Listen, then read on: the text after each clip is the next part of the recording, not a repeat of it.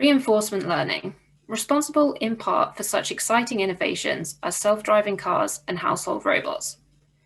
These may seem like the stuff of science fiction, but I'm going to convince you that if you've ever trained a dog to sit, you have the ability to understand how reinforcement learning works.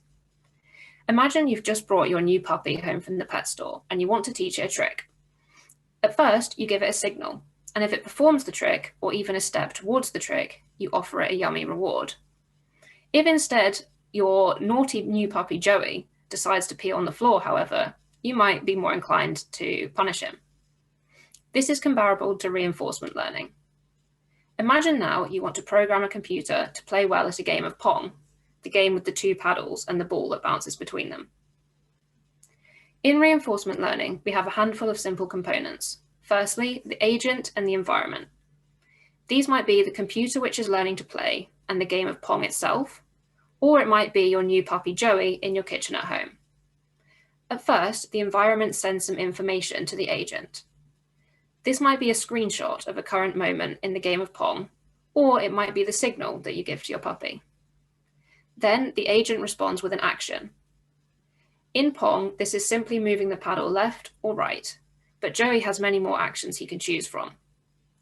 Finally, the environment responds with either a reward or a penalty. This is called a feedback loop. At first, the computer or the puppy behave randomly, but as this process repeats many times, they start to accumulate positive rewards, and eventually they learn which actions are required and when. However, this might take a very long time. It can take weeks to train a particularly naughty puppy, and many thousands of games for a computer to get good at even a simple game like Pong. But there's one key difference. The computer can play these thousands of games in mere minutes.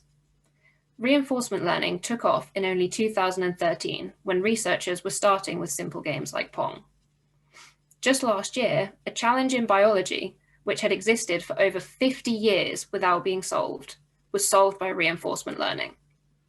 And this isn't the only thing which excites computer science researchers like me about reinforcement learning. Unlike other forms of machine learning, as I've explored in this talk, reinforcement learning mimics the way that animals and even humans learn in real life. There is nothing which has the potential to grow the intelligent capabilities of our computers in the same way that taking inspiration from the smartest creatures we already know of will, ourselves. Thank you very much.